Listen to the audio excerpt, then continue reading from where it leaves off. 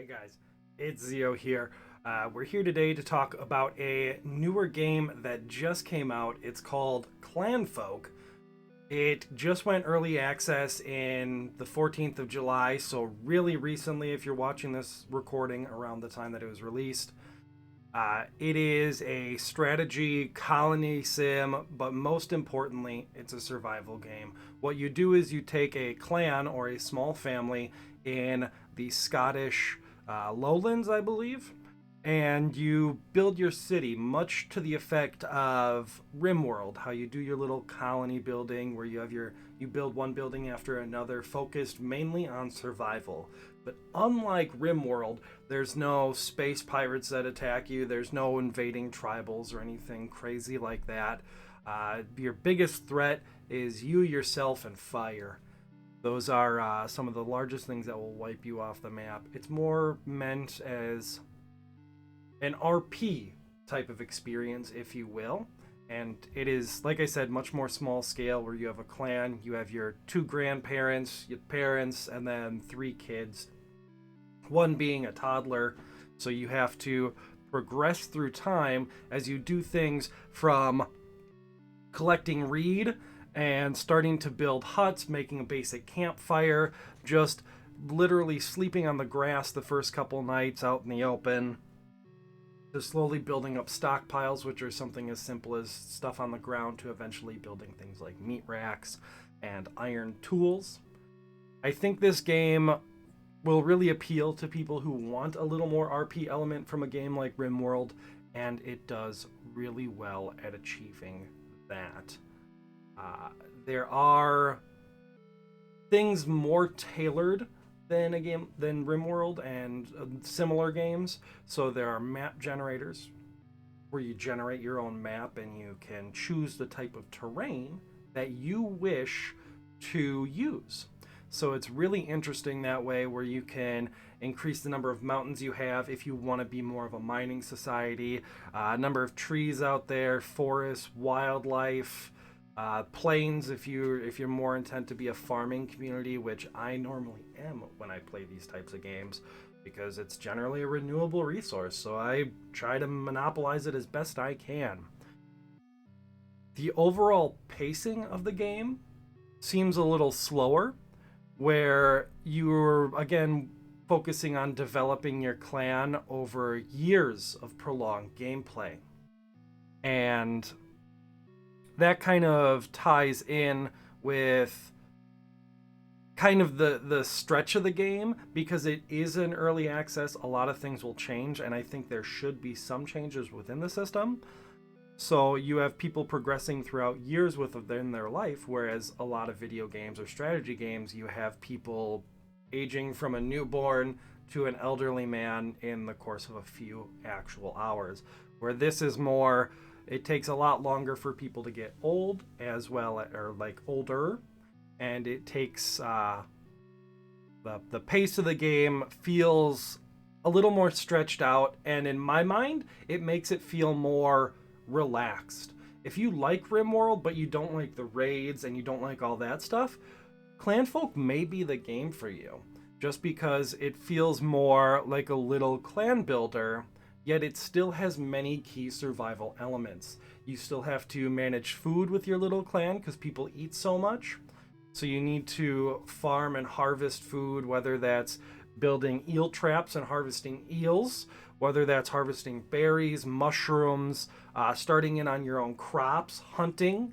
You can start hunting animals and then collecting things like meat from them, which is another way you could get harmed if you start hunting bigger game. As the game develops, I think that's on their roadmap to add other animals and stuff like that, so maybe that becomes a much more prevalent threat down the road. Even though it is a slower paced game, unlike a game like RimWorld where you assign a bunch of tasks for people and it takes forever. If you build up a queue, if people that know that people that have played RimWorld before, you build up a queue of like 100 plus tasks, it takes forever to get it done. It takes monumental amounts of time, whereas a game like Clanfolk, it feels a lot more fast paced in that task, where In my one playthrough that I did on stream, uh, it felt like my grandfather, who was the harvester, was just out there harvesting whole fields at a crack. The game pacing in terms of years feels a lot faster, which I think they should add maybe a couple more days in there to kind of slow the pacing down. You start off the game in spring, and it advances to summer after, I'm pretty sure it feels closer to like 5 days, maybe 7 days of in-game time. And as you're pacing through these days, your biggest thing in any game, any strategy game that you play, when it comes to more of a primitive setup like this, your biggest threat, whether you have been successful in the start of your campaign or you're going to crash and burn, is always winter. Winter's the hardest point of most of these games, whether it's RimWorld, Dawn of Man, any strategy game, city builder. Winter's always your hardest thing. Did you save up enough food to eat throughout winter, or are your people going to die? And so I think there's a little transition there, but the thing that I think they do really nicely, but I feel they need to make things a little more difficult in a sense. They have an idea chart, which the idea chart's really interesting because as you do things, you unlock new things. So if I gather enough stone, I learn how to build a stone quarry. I gather enough sticks, I know how to do this. I start gathering reed, I know how to plant reed, so on and so on, and it's a giant list that keeps continuing. But I feel the idea list, you're able to progress down it so rapidly that I feel you kind of lose that sense of achievement when you unlock a new thing. So I feel like tasks do need to become harder in a way, but for that to happen and you still being able to progress and get done by winter, it either puts too much pressure on the early game, or they're going to have to increase the length of days to give people time to unlock these things, or make the hunger meter much more condensed and extend the life of things like berries as they're sitting in baskets so they don't rot within, relatively a few in-game days.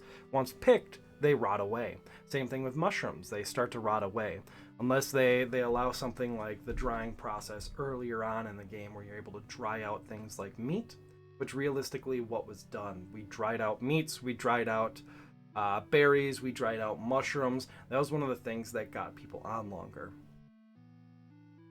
So the idea system, I think, is really entertaining. I think there's a lot to take away from it. And I think in terms of the research system from a game like RimWorld, because this game very much so is a lot like RimWorld. That's why I keep comparing it to it, because it is a lot like it. And the people that are going to really like it will already have played RimWorld or like RimWorld, or Prison Architect if it's just a little more of a niche thing for you.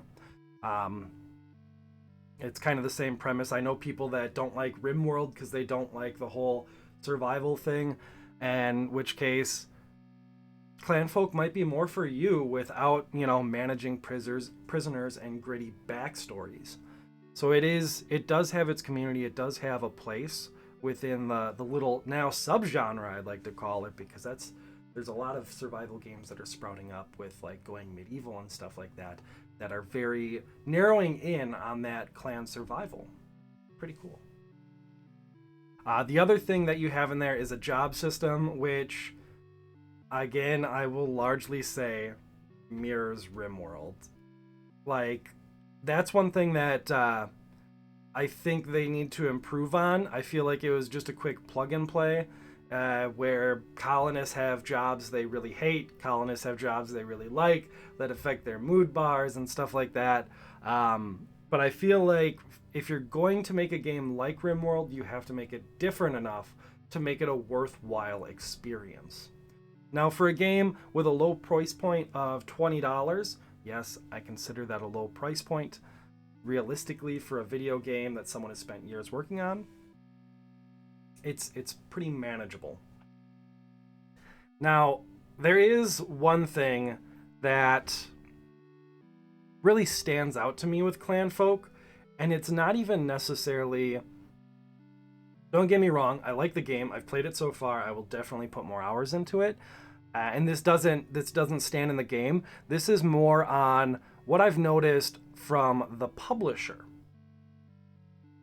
So, the publisher of the game is called Hooded Horse, right? So it's this publisher that makes that's been involved with games recently, and they've been publishing games. Now, there's another game that I'm very closely following that has been that is also published by Hooded Horse now, as well as EA, and that's a game called Manor Lords. Now, for those of you that don't know, it's a game kind of in the same genre where it's more of a city builder. I feel very where it's economy management, very as well as more of a Total War style troop management, which is pretty interesting and really cool for people like me that, you play a lot of strategy games, you like different flavors. But that's not it about Hooded Horse. Hooded Horse has a very relatively new in the industry in comparison, and all the games that they're getting involved with are very directed at people like me. I feel very targeted. They have other games on there like Against the Storm, which is a pretty interesting one. These are games that are coming out, like a lot of them are coming out this year, and they feel very old school. Games that I grew up playing, these are the ones that they're funding, and the games that are, again, I feel very directed at me. They have Nebulous on there, which is a Fleet Commander game, which feels very old school with a lot of new school elements, and that's what I like. Everyone has that nostalgia for the old school games, but then you go back and play them and you realize how lackluster they were, but they're still beautiful for what they are. Now, games that are trying to hone in on the element of those games are people that are true passion projects, and they really care about what they're doing. And that's the thing that I like about Hooded Horse as a publisher. You hear about the rise of industries like Blizzard. You hear about like even EA when they started up, they weren't always the bad guy. That's history. It's terrifying. EA actually saved the gaming industry at one point. But there's been a lot of games that they've been publishing and working on that are, I think, really interesting, and I think they're going to take off within the grouping of older folk like myself, the mid-range millennial, if you would, and I think they're really going to pull on a lot of heartstrings to get people into their games, and I'm all for it. I think it's brilliant. So sorry I went off on the publisher like that, but I feel like when you have a game that someone cares about mixed with a publisher that cares about the games, you're really going to get great work out of this stuff. It may be very niche, so the game may not call to you, it may not be your thing, it may be a very direct feeling that they're kind of going for, but they're going for it. It's a lot of love from both sides here, and that's what I'm mostly excited about. Even seeing the game in early access, and it is in a rather rough state. Again, talking about Clanfolk, I still think there's a lot of hope for it. There's a lot of places it can go, and I am very excited to see it blossom. It is a game I'll probably be returning to every couple months as they update, and I'll probably be more than interested to do streams after every update, and maybe even a little video to kind of get people up to date, if that's something you guys would like to see.